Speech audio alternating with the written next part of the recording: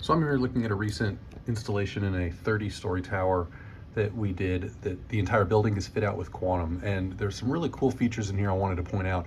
First, we've got an energy tile, shows instantaneous savings in the building, but we can drill down and view that saving by strategy. We can view a graph, and we could even, if we wanted to from here, drill down to an area by area conversation. We can come back, we have our alerts, we have our schedules. Load shedding, we can go ahead and load shed the building. We're not using that here. Space utilization is a really cool one. We can see our private offices, for instance.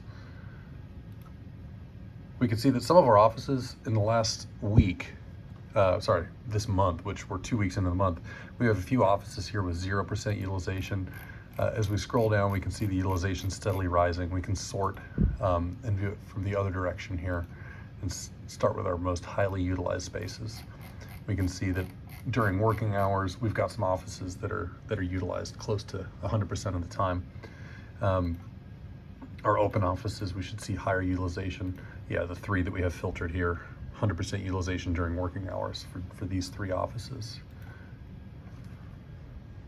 And we can also come in and take a look floor by floor. So if we were to go to the 8th floor, for instance, we can see the lights that are on and off on that floor, but we can also view current occupancy status, and we can even see a gradiated occupancy averaging the overall occupancy in the area.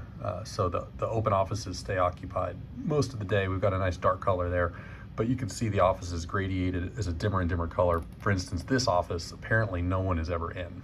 These ones, they're in a little more frequently. If we click on this one, we could actually come into the dashboard for this area. We can see it's currently unoccupied, currently saving 100%, and we could actually come in and adjust some settings there.